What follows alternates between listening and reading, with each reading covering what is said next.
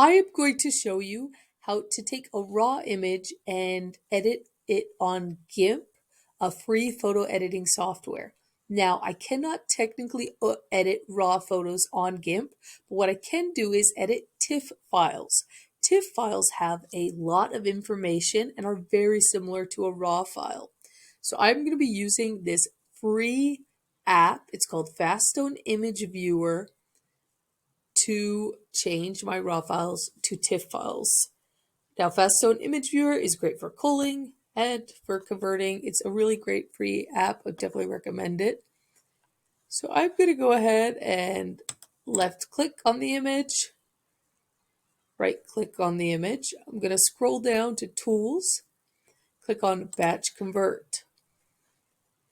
Now it's already, whatever image I clicked on, it's already highlighted. But if I want to click on some other images, I can click on it. And then I could say add if I wanted to. I could also click and then hold shift down to do a line of photos. Or I could do click and then hold control down to pick out some of my favorites that aren't necessarily in order and then add them over here. So I'm just going to go ahead and do the one for today. Output format. This is important. This is why we're doing this. You want to go ahead and click TIFF format. And then output folder, this is where it's going to spit out the photo to. I would just recommend you put the photo back into the album that you're editing to keep track of it. I'm going to go ahead and click convert. If you're converting a lot of files, it might take a couple of minutes. So you can go get some potato chips, whatever. But one photo goes pretty quick. Here I am in Gimp. So I just open up my Gimp screen. Yours should look somewhat similar to this. And let's go through the whole process of how I would go about editing a photo. So I'll click on File, Open, and then I just need to find those images. If I want to select multiple images, once again, if they're in a row, I would click the Shift button, and then I can click and it will highlight all the images. Or I could also hold the Control button down and then pick a variety of images that aren't necessarily right next to each other. And that would open the multiple images. I'm just going to go ahead and open this one image. Click on open down here. All right, so here's a picture of the bride and groom. So real quick over here, I have my zoom in tool. I can click, and as I click, it'll zoom in. And then in order to zoom out, I'm actually going to just press my minus button on my computer, and that'll bring me out of there. Okay, so I'm going to get a little closer just so I can kind of see the values, the colors to mess around with. And then whenever I want to zoom out, I can. And then I am going to start out with my colors bar and color balance. What color balance is sometimes you'll see images that are really yellow. Sometimes you'll see images that are really blue. I want to get colors that are true to life and also flattering. I can experiment. I can kind of press where I want it to go. So over here it's way too blue. Or I could also use my up and down arrows. That's what I'm doing right now. To fudge that number and kind of experiment. So I definitely recommend experimenting with these. We're just looking for the most natural color I can get. So once it starts looking green, I think, oh, I've probably gotten too far. So I'm going to go back. Let's find a happy little middle ground. Okay. So there's that. I can press OK. And then say, for example, if I make a big mistake, I can always go to Edit, Undo Color Balance, and undo it. So under here, I also have color temperature. It's pretty similar to color balance. It's a little bit less of a specific edit. But I actually think I like them a little bit warmer. Okay. Go back to colors. I'm going to hop onto exposure.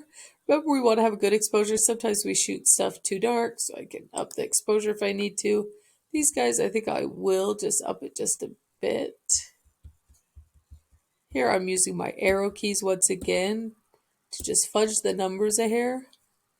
And then the black level, obviously, changes how black it is. So I could experiment with that. Press OK. I'm just going to experiment a little more with some of these. Right in here, shadows and highlights.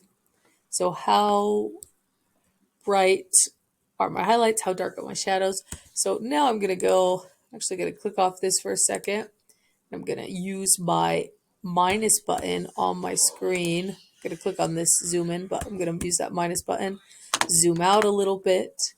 And then I'm going to hop back up to my colors bar right here. And go to my shadows and highlights.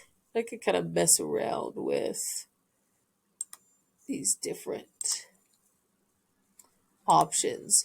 So oftentimes what I'll do is I'll just kind of mess around with a lot of settings till I start to get something that I'm really happy with.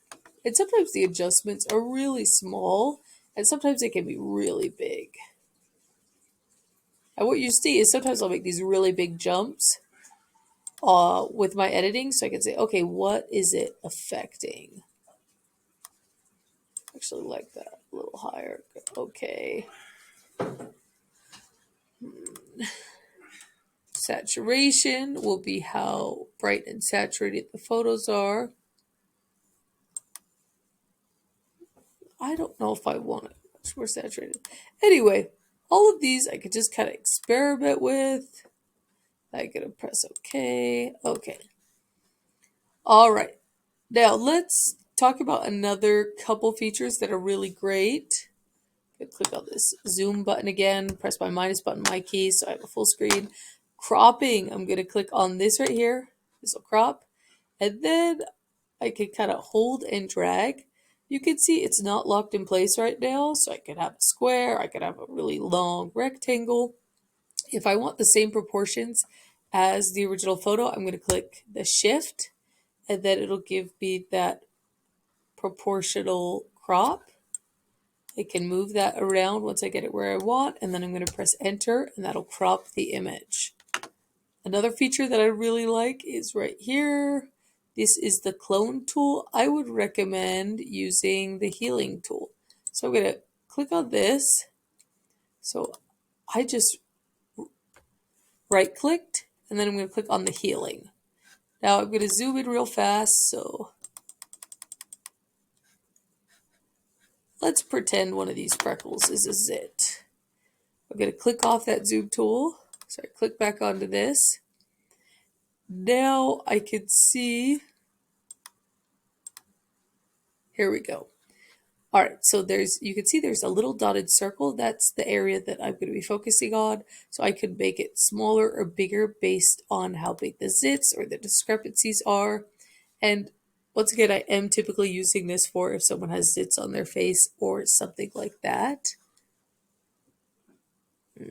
I can decide how hard I want the line to, want the edges to be.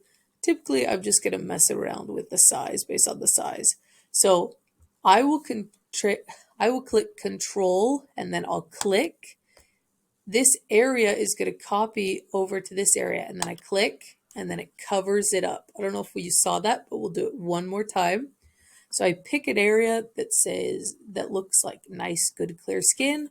I'll click on my keyboard, Control, then I click, and then I'll move it over the area that I want to get rid of the zit or the blemish, and then I just click. And there we go, we got rid of it. So that's a great way to enhance the face. Then I'll click on the zoom tool, I'm clicking on the minus key on my keyboard. There we go. So those are some of the biggest features that I think you'll find useful and enjoyable. But I would recommend experimenting with a lot of the other features. There are tons of features that you can use, but this is a good starting point. Changing your exposure, changing your colors, and then getting rid of some of those blemishes is a great starting point to editing your photos. Now, this last step is I have to properly export my image. So I'm going to go back to File, and then I'm going to click Export As. Here we go. What I need to make sure I do is this says select file type. I have to click on that, and then you need to change it into a JPEG. Here we go, just a normal JPEG image. This is how I deliver photos to my clients, are JPEG images. I'm not going to deliver a TIFF file because that's so massive, it's so big, they don't need it. They just need a JPEG photo. JPEGs are perfect for printing. They're perfect for printing big images, easy to view online, everywhere. So I will be doing a JPEG. I could come up here and change it to final edit, call it whatever I want, and then once again I can pick where I'm going to put this photo, and then I click export. So there is my start to finish. Oh, here we go. Quality. I would just go ahead and leave these as they are.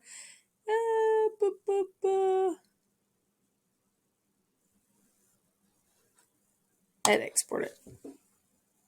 There's my start to finish of how I would start using Gimp. Like I said, biggest thing you could do is just learn, is experiment. You're going to find features that I haven't talked about that you find really handy, that are fun to use, and you'll get better. I really like Gimp because a lot of the features are similar to Photoshop. So when you decide to make the leap from an unpaid app to a paid app, it's not going to be as big of a leap as it would be for other free photo editing applications. Thanks, guys. Enjoy.